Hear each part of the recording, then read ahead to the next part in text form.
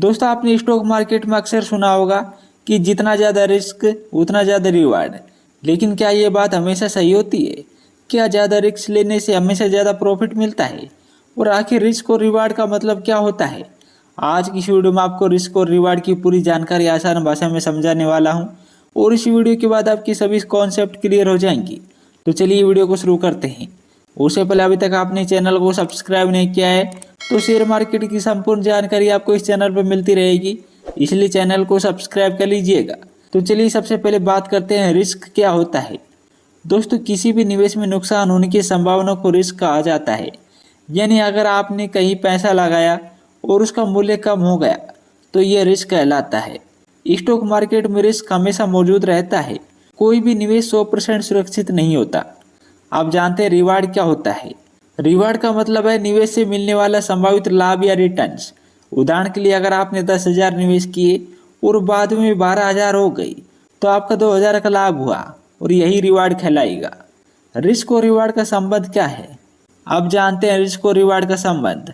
आमतौर पर जिन इन्वेस्टमेंट में रिस्क ज़्यादा होता है उनमें पोर्टफोलियो रिवार्ड भी ज़्यादा हो सकता है।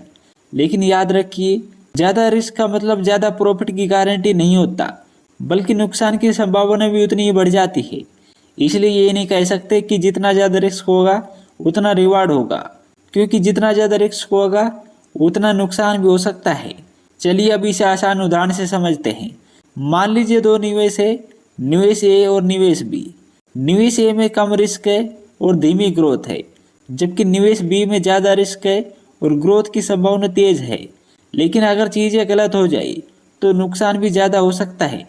और यही रिस्क और रिवार्ड का खेल है, क्योंकि पहले जो निवेशक कर रहा है उसमें रिस्क कम है और उसमें धीमी ग्रोथ होगी। लेकिन धीमी ग्रोथ होने के बावजूद उसमें रिस्क कम है, यानी कि आपके रुपए डूबने की संभावना बिल्कुल कम हो जाएगी। लेकिन निवेशक बी है, उसमें ज़्यादा रिस्क है और उसकी ग्रोथ यानी कि उसकी इन्वेस्टमेंट की जो रिवार्ड की संभावना है वो बढ़ जाएगी। लेकिन इसके विपरीत भी हो सकता है। जिस प्रकार से निवेश बी में आपको प्रॉफिट ज़्यादा हो सकता है, जितनी जल्दी हो सकता है उतनी जल्दी आपको नुकसान भी हो सकता है। बिगनर्स की सबसे बड़ी गलती। बहुत से नए निवेशक सोचते हैं कि जहां ज़्यादा प्रॉफिट दिख रहा होता है वहीं पैसा लगा दो, लेकिन वे रिस्क को नज़रअंदाज कर देते हैं। यही सबसे बड़ी गलती है। हमेशा रिटर्न के साथ रिस्क को भी समझना चाहिए। चलिए अब जानते हैं रिस्क को कम कैसे किया जा सकता है। इसके लिए आपको अच्छी रिसर्च करनी होगी, पोर्टफोलियो डाइवर्सिफाई करना होगा, बिना सोचे समझे किसी भी कंपनी में निवेश नहीं करना चाहिए और हमेशा लॉन्ग टर्म की सोचें। कम समय में अच्छा प्रॉफिट लेने के बजाय आप लॉन्ग टर्म में इन्वेस्टमेंट करें और अच्छा प्रॉफिट हासिल कर सकते हैं।